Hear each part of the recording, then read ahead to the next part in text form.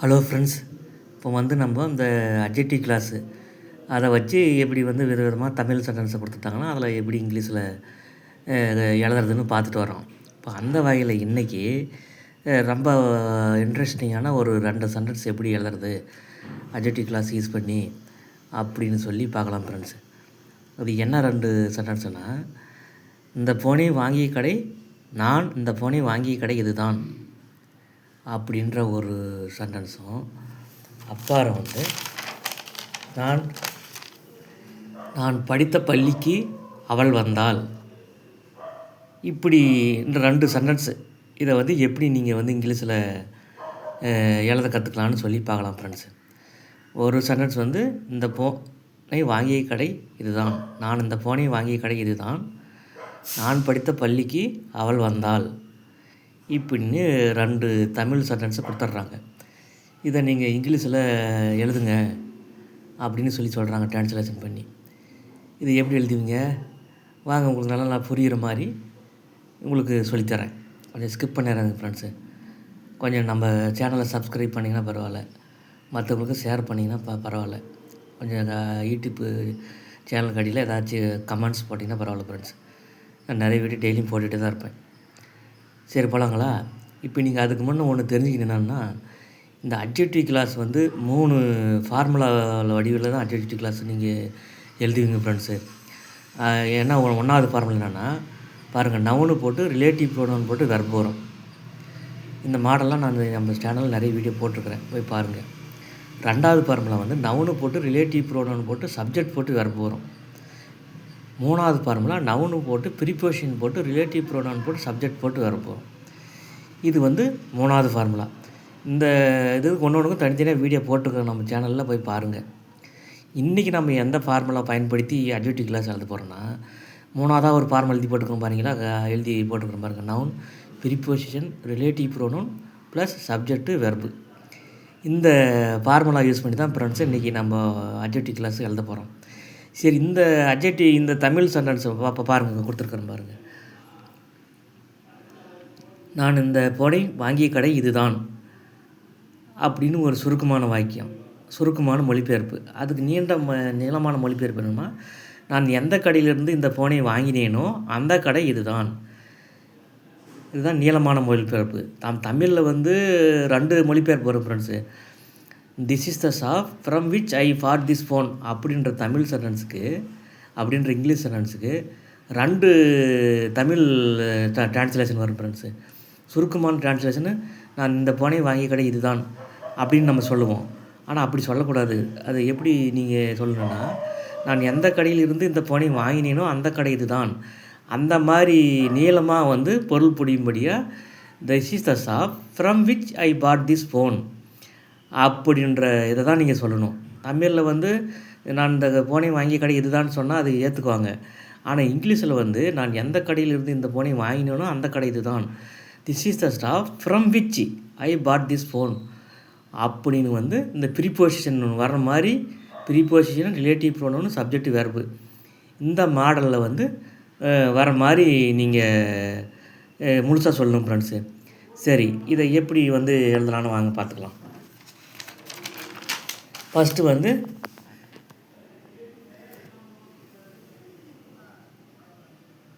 Step 1, நான் எந்த கடையில் இருந்து இந்த போனை வாங்கினோ அந்த கடை இதுதான் அப்படின்னு இருக்குதுங்களா.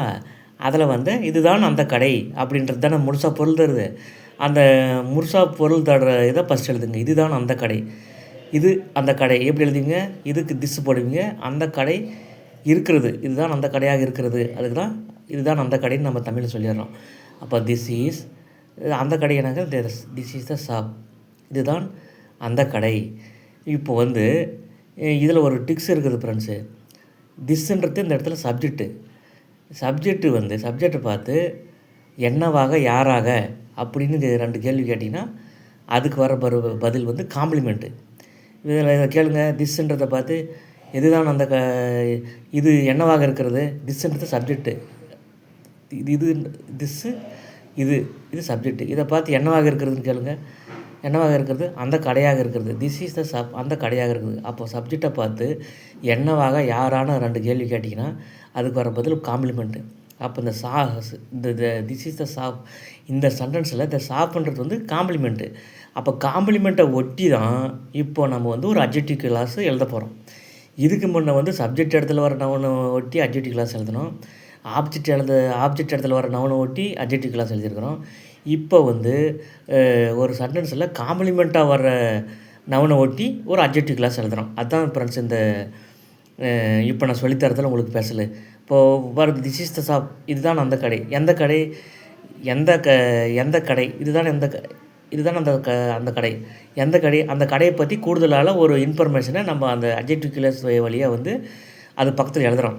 நான் எந்த கடையிலேருந்து இந்த ஃபோனை வாங்கினேனோ அந்த கடை. அதை எப்படி எழுதுவீங்க? From which I bought this phone. நான் எந்த கடையிலேருந்து இந்த ஃபோனை வாங்கினேனோ அந்த கடை. அப்போ அப்படி வருதுங்களா? அப்போ ஃப்ரம் விச் பாருங்கள், ஃப்ரம்ன்றது இந்த இடத்துல ப்ரிப்போசிஷன், விச்ன்றது ரிலேட்டிவ் ப்ரோனவுன், ஐன்றது சப்ஜெக்ட், பாட்ன்றது வெர்ப், டு வெர்பு. அப்போ இந்த ஃபார்முலா படி அட்ஜெக்டிவ் கிளாஸ் எழுதுகிறோமா?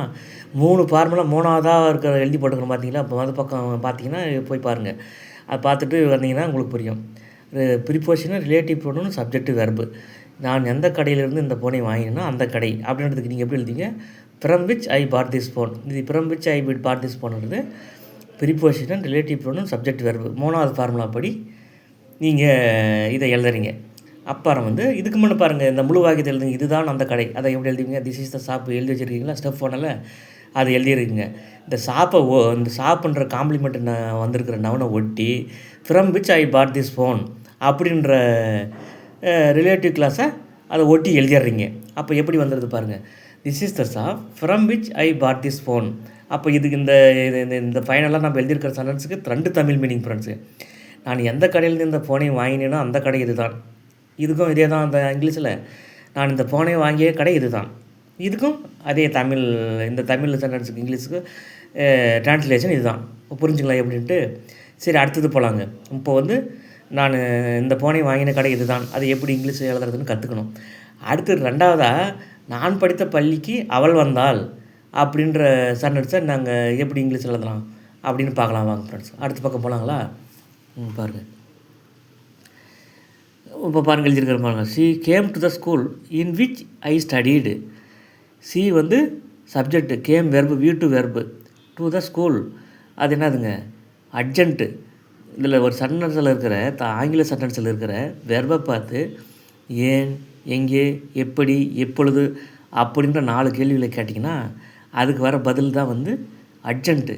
இங்கே அவள் வந்தாள் கேம் தான் வெர்பு. அந்த வெர்பை பார்த்து எங்கே வந்தாள்? டு த ஸ்கூல், அந்த பள்ளிக்கு வந்தாள். அப்போ வெர்பை பார்த்து எங்கேன்னு கேட்டோம்னா அதுக்கு வர பதில் என்னவாங்க? அர்ஜென்ட்டு. அப்புறம் டு த ஸ்கூல், ஸ்கூலுன்றது வந்து இங்கே இடத்துல வந்து ஒரு நவுனு அர்ஜென்ட்டாக வந்துருக்குதுங்க. அந்த அர்ஜென்ட்டு இடத்துல ஒட்டி வந்து இப்போ ஒரு அட்ஜெக்டிவ் கிளாஸ் எழுதுகிறோம். இதுக்கு முன்னே பார்த்தது வந்து காம்ப்ளிமெண்ட்டாக ஒரு நவுன் வரும். அந்த நவுன் இடத்துல அட்ஜெக்டிவ் கிளாஸ் ஒட்டி வருதுங்க அந்த ஃபார்முலா படி. இந்த 2வது எக்ஸாம்பிளில் டு த ஸ்கூல், ஏன்னா அந்த ஸ்கூலுன்றது ஒரு நவுன் தானே, அது அர்ஜென்ட்டாக வந்துருக்குதுங்க. அர்ஜென்ட்டாக வந்திருக்கிற நவுனில் ஒரு அட்ஜெக்டிவ் கிளாஸ் ஒட்டி வருதுங்க. எப்படி வருது பாருங்கள். Preposition, which, relative pronoun, I subject, studied verb.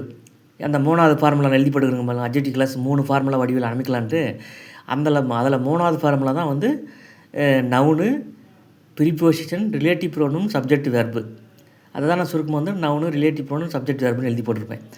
அந்த ஃபார்முலா பிரகாரம் அட்ஜெக்டிவ் கிளாஸ் இங்கே ஒட்டி வந்திருக்குது பாருங்கள். நான் எந்த பள்ளியில் படித்தேனோ அந்த பள்ளிக்கு அவள் வந்தாள். இது நீளமான டிரான்ஸ்லேஷன். நான் படித்த பள்ளிக்கு அவள் வந்தால் நம்ம சொல்லிடுறோம். ஆனால் தமிழில் அப்படி சொன்னால் ஏற்றுக்குவாங்க, ஆனால் இங்கிலீஷில் அப்படி சொல்லக்கூடாது ஃப்ரெண்ட்ஸு. அந்த ப்ரிப்போசிஷன் வந்து 5ஆம் வேற்றுமை உறுப்பு. தமிழில் வந்து 5ஆம் வேற்றுமை உறுப்புன்னு அதை சொல்லுவாங்க. அது வந்து கண்டிப்பாக இங்கிலீஷில் வரும் friends. She came to the school in which I studied. She came to the school in which I studied. நான் எந்த பள்ளியில் படித்தேனோ அந்த பள்ளிக்கு அவள் வந்தாள் அப்படின்ற மாதிரி நீங்கள் தான் இங்கிலீஷில் சொல்லணும். நான் படித்த பள்ளிக்கு அவள் வந்தாள்னு நீங்கள் சொல்ல வேண்டியதாக இருந்துச்சுன்னா she came to the school in which I studied அப்படின்னு முழுசாக சொல்லணும் ஃப்ரெண்ட்ஸ், ப்ரிப்போசிஷன் வர மாதிரி. சரி வாங்க, இதை எப்படி எழுதலாம்? நான் எந்த பள்ளியில் படித்தேனோ அந்த பள்ளிக்கு அவன் வந்தான் அப்படின்றத நீங்கள் எப்படி எழுதுங்க. அவள் அந்த பள்ளிக்கு வந்தாள். எப்படி எழுதுங்க? Step 1, she came to the school. அவள் அந்த பள்ளிக்கு வந்தாள். எந்த பள்ளிக்கு அப்படின்றத வந்து அந்த ரிலேட்டிவ் ப்ரோனவுன் ஃபார்முலா 3வது ஃபார்முலாவை யூஸ் பண்ணி ஒரு அட்ஜெக்டிவ் கிளாஸை noun, preposition, relative pronoun, subject verb என்ற வடிவில் ஆங்கிலத்தில் எழுதி அதை பக்கத்தில் போட்டுக்கிறோம். எப்படி போட்டுக்கிறோம்? இன் which I studied, in which I studied, நான் எந்த பள்ளியில் படித்தேனோ அந்த பள்ளிக்கு, இன் விச் ஐ ஸ்டடீடு அப்படின்ற வந்து ஃபார்முலா படி எழுதி அந்த ஸ்கூலுன்ற அர்ஜென்ட்டாக வந்துருக்குது இல்லைங்களா, அந்த நவுனை ஒட்டி எழுதிக்கிறோம். அப்போ ஃபைனலாக எப்படி வருதுங்க? C game to the school in which I studied.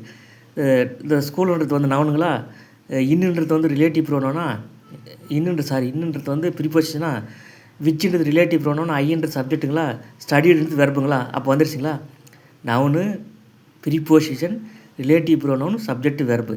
இந்த மாடல் என்ன ஸ்பெஷல்னா ஃப்ரெண்ட்ஸு, நவுனுக்கும் ரிலேட்டிவ் ப்ரோனவுக்கும் நடுவில் இன்னுன்ற ப்ரிபோசிஷன் வரும். இது வந்து அட்வான்ஸ்டு மாடல் ஃப்ரெண்ட்ஸு. நவுனுக்கும் ரிலேட்டிவ் ப்ரோனவுனுக்கும் நடுவில் ப்ரிபோசிஷன் வர மாடல் அப்படின்னு நீங்கள் ஞாபகம் வச்சுக்கிட்டிங்கன்னா உங்களுக்கு வந்து இந்த மாடல் ரொம்ப அட்வான்ஸான மாடல் ஃப்ரெண்ட்ஸு. கொஞ்சம் தெளிவாக தெரிஞ்சுக்கிங்க ஃப்ரெண்ட்ஸ். ஒரு 2-3 டைம் போட்டு பார்த்தீங்கன்னா உங்களுக்கு நல்லா விளக்கமாக புரிஞ்சிடும் ஃப்ரெண்ட்ஸ். நன்றி.